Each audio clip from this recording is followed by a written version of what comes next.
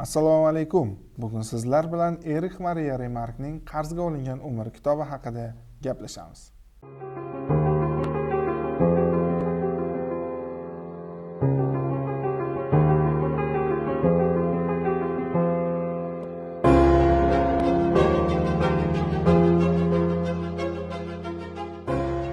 Har birimizning umrimiz omonat. Qo'shtirnoq ichida aytadigan bo'lsak, bu umrni qarzga olganmiz. Kimdir bundan uzoq muddatga foydalanadi, kimdir esa bir necha oyga. Lekin eng muhimi, bu olingan umrni biz qanday qilib yashab o'tishimiz.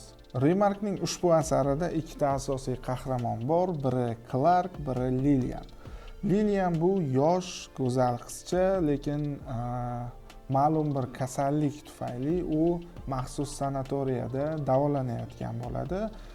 Qaysidir ma'noda umri juda ham oz qolganini his qilib yashaydi. Clark esa avtopoygachi bo'lib, u har kuni o'sha poyga davomida o'lim bilan poyga o'ynashiga to'g'ri keladi. Kunlardan bir kuni bu ikkisi tasodifan uchrashib qoladi va bir-biriga nisbatan muhabbat tuyadi. Aslida bu muhabbat emas, hayotga bo'lgan ishonchning qaysidir bir ma'noda uchqunining paydo bo'lishi bo'ladi. Lilian Clark bilan munosabatlari boshlangandan keyin u yashashdan yana bir marta qo'rquv hissini tuyishni boshlaydi, chunki u o'zi allaqachon o'limni bo'yniga olib bo'lgan. Ana endi kim uchundir yana yashashi kerak va bu shu paytgacha u o'zi his qilib kelgan narsalarni, his-tuyg'ularni yana bir marta boshidan o'tkazishi kerak, yana bir marta o'sha narsalarni his qilishi kerak va bu narsalarni o'ylash unga qo'rquv bag'ishlaydi. O'zi umuman olganda bu ikki qahramonni qaraydigan bo'lsak, biri allaqachon hayotni har bitta lahzasidan zavq olib yashaydigan inson bo'ladigan bo'lsa, ikkinchisi esa aynan o'sha berilgan umrni qaysidir ma'noda behuda sarflab, har doim o'sha o'lim bilan poyga o'ynaydigan inson.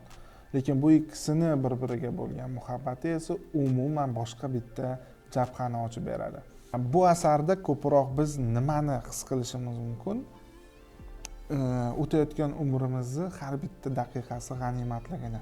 Chunki Lilianga qaraydigan bo'lsak, bu personaj o'sha maxsus sanatoriyadan chiqqanidan keyin, shaharga kelganidan keyin o'ziga yangi qimmat-qimmat kiyimlarni oladi, qimmat-qimmat joylarda ovqatlangisi keladi.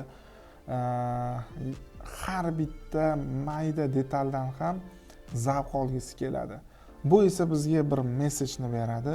O'tayotgan umrimizda har bitta lahza g'animatligi va har bir mayda detalgacha e'tibor berib, har bitta mayda detalgacha zavq olishimiz kerakligini anglatadi.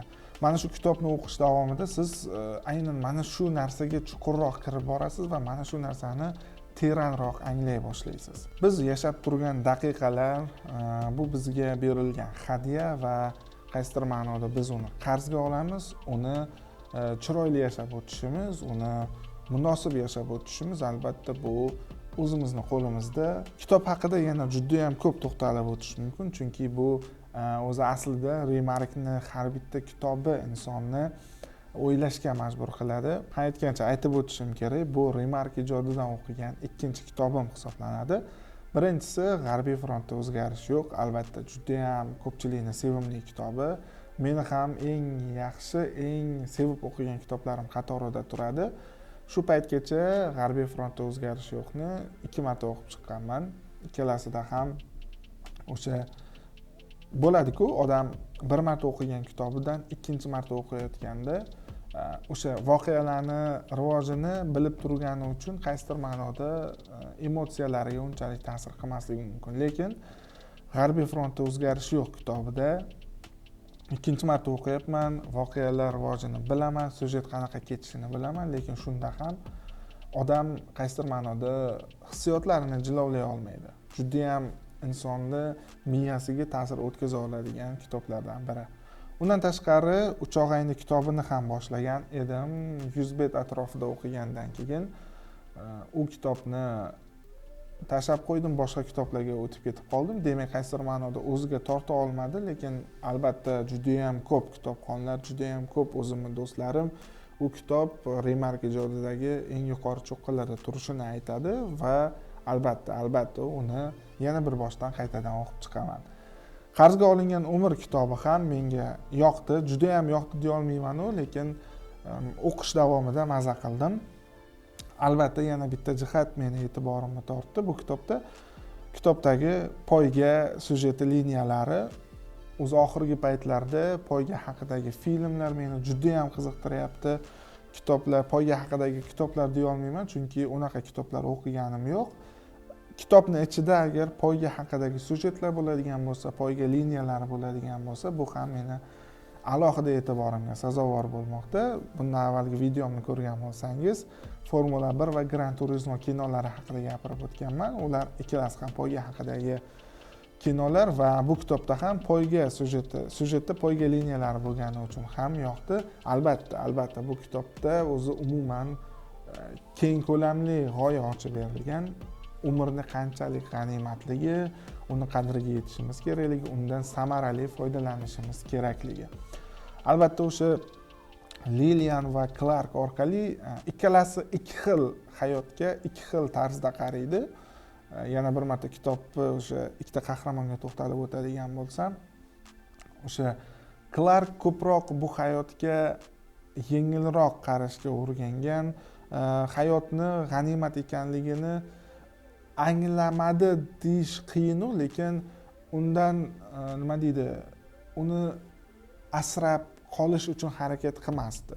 U xohlagan payti o'sha poygaga bilardi, xohlagan payti u poygadan qaytmasligi mumkin. Ya'ni omon qaytmasligi mumkin, lekin shuni bilgan holda ham baribir poygaga chiqib ketaveradi. Lilian esa umuman boshqacha qiz. U o'sha albatta bunga uni o'limi yaqinligini bilgani ham ta'sir o'tkazgan. Umrni, hayotni qadriga yetishni boshlab, unga ko'proq boshqacha, teranroq qaraydigan bo'lgan va o'sha ikkita qahramonni bir-biriga nisbatan o'sha solishtirish davomida ham Remark bizga juda ham ko'p narsalarni ochib bergan. Va albatta umr g'animatligini, umrni omonatligini bildiradigan men o'qigan kitoblar ichida bu ikkinchi o'rinda turadigan bo'lsa, birinchi o'rinda Morining seshanba darslari kitobi turadi. Siz agar u kitobni o'qimagan bo'lsangiz, u kitob haqida alohida bitta video qilganman, adashmasam 3-4 yil oldin. Kanalda bor, topib ko'rsangiz bo'ladi, lekin sifat jihatidan juda ham maqtanarli emas u. Nasib bo'lsa, mana sekin-sekin videolarni sifatiga e'tibor bera boshladim. Balki Morining seshanba darslari kitobiga ham yana ham kengroq to'xtalgan holda yaxshiroq video olarman. Lekin u videoni ham, eski videoni ham o'chirish niyatim yo'q, chunki albatta uni video qilgan paytimda aynan o'sha kitobni o'qigan va aynan o'sha kitob eyforiyasida yashab turgan vaqtimda video qilganman va unda ko'proq ma'lumotlar bo'lishi kerak. Albatta pastga, kanalning pastrog'iga o'tib, u videoni topib tomosha qilishingiz mumkin. Mavzudan juda ham chetlab ketdik. Remarkning Qarzga olingan umr kitobi haqida gaplashayotgandik.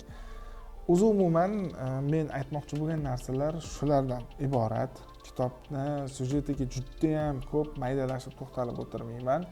Menimcha o'zi allaqachon juda ham ko'pchilik bu kitobni o'qib bo'ldi. Agar o'qimagan bo'lsangiz, albatta sizning javoningizdan joy olishga va qachondir sizni qo'lingizga tushib o'qilishga arziydigan kitoblardan bittasi. Albatta bu imkoniyatni qo'ldan boy bermang. Aytgancha, umrimiz omonat, umrimiz g'animat. Biz yaxshi kitoblarni o'qishimiz kerak. Keyingi videolarda ko'rishguncha salomat bo'ling.